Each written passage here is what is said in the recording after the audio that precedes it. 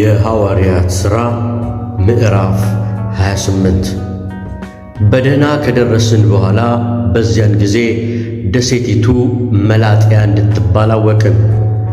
አረማውያንም የሚያስገርም ቸርነት አደረጉልን። ዝናብ ስለሆነም ስለ ብርዱም እሳት አንድደው ሁላችንን ተቀበሉን። ጳውሎስ ግን ብዙ ጭራሮ አከማችቶ ወደ እሳት ሲጨምር እፉኝት ከሙቀቱ የተነሳ ወጣ፣ እጁን ነደፈችው። አረማውያንም እባብ በእጁ ተንጠልጥላ ባዩ ጊዜ እርስ በእርሳቸው ይህ ሰው በእርግጥ ነፍሰ ገዳይ ነው፣ ከባሕርም ስንኳ በደህና ቢወጣ የእግዚአብሔር ፍርድ በሕይወት ይኖር ዘንድ አልተወውም አሉ። እርሱ ግን እባቢቱን ወደ እሳት አራገፋት፣ አንዳችም አልጎዳችውም። እነርሱም ሊያብጥ ወይ ወዲያው ሞቶ ሊወድቅ ነው ብለው ይጠባበቁት ነበር። ብዙ ጊዜ ግን ሲጠባበቁ በእርሱ ላይ የሚያስገርም ነገር ምንም ባላዩ ጊዜ ይህስ አምላክ ነው ብለው ሐሳባቸውን ለወጡ። በዚያም ስፍራ አጠገብ ፑፕልዮስ የሚሉት የደሴት አለቃ መሬት ነበረ። እርሱም እንግድነት ተቀብሎን 3 ቀን በፍቅር አሳደረን። የፑፕልዮስም አባት በንዳድና በተቅማጥ ታሞ ተኝቶ ነበር። ጳውሎስም ወደ እርሱ ገብቶ ጸለየለት፣ እጁንም በላዩ ጭኖ ፈወሰው። ይህም በሆነ ጊዜ የቀሩት ደግሞ በደሴቲቱ ደዌ የነበረባቸውን እየመጡ ተፈወሱ። በብዙ ክብርም ደግሞ አከበሩን። በተነሳንም ጊዜ በመርከብ ላይ የሚያስፈልገንን ነገር አኖሩልን። ከ3 ወርም በኋላ በደሴቲቱ ከርሞ በነበረው በእስክንድርያው መርከብ ተነሳን። በእርሱም የዲዮስቆሮስ ዓላማ ነበረበት። ወደ ሰራኩስም በገባን ጊዜ 3 ቀን ተቀመጥን። ከዚያም እየተዘዋወርን ወደ ሬጊዩም ደረስን። ከ1 ቀን በኋላም የደቡብ ነፋስ በነፈሰ ጊዜ በ2ኛው ቀን ወደ ፑፕልዮስ መጣን። በዚያም ወንድሞችን አግኝተን በእነርሱ ዘንድ 7 ቀን እንድንቀመጥ ለመኑን።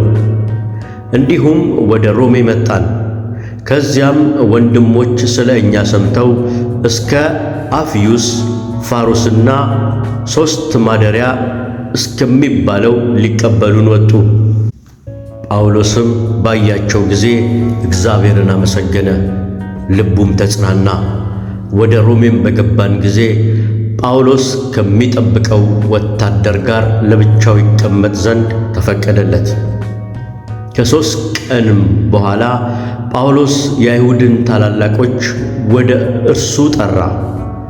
በተሰበሰቡም ጊዜ እንዲህ አላቸው፣ ወንድሞች ሆይ እኔ ሕዝቡን ወይም የአባቶችን ሥርዓት የሚቃወም አንዳች ሳላደርግ ከኢየሩሳሌም እንደ ታሰርኩ በሮማውያንም እጅ አሳልፈው ሰጡኝ። እነሱም መርምረው ለሞት የሚገባ ምክንያት ስላልነበረብኝ ሊፈቱኝ አሰቡ። አይሁድ ግን በተቃወሙ ጊዜ ወደ ቄሳር ይግባኝ እንድል ግድ ሆነብኝ እንጂ ሕዝቤን የምከስበት ነገር ኖሮኝ አይደለም። ስለዚህም ምክንያት አያችሁና እነግራችሁ ዘንድ ጠራኋችሁ። ስለ እስራኤል ተስፋ ይህን ሰንሰለት ለብሻለሁና።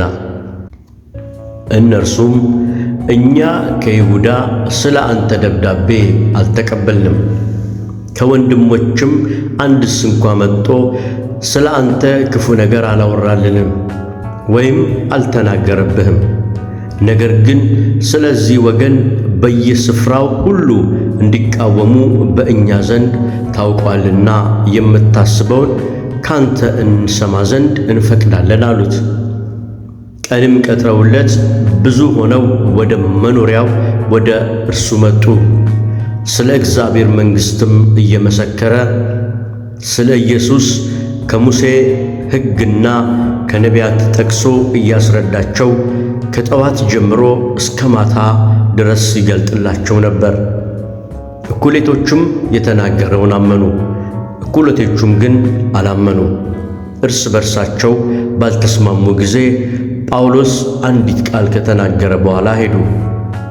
እንዲህም አለ፣ መንፈስ ቅዱስ በነቢዩ በኢሳይያስ ለአባቶቻችን ወደዚህ ሕዝብ ሂድና መስማትን ትሰማላችሁና አታስተውሉም፣ ማየትንም ታያላችሁና አትመለከቱም፣ በዐይናቸውም እንዳያዩ በጆሮአቸውም እንዳይሰሙ በልባቸውም እንዳያስተውሉ ተመልሰውም እንዳልፈውሳቸው የዚህ ሕዝብ ልብ ደንድኗል፣ ጆሮአቸውም ደንቁሯል፣ ዐይናቸውንም ጨፍነዋል በላቸው ሲል መልካም ተናገረ።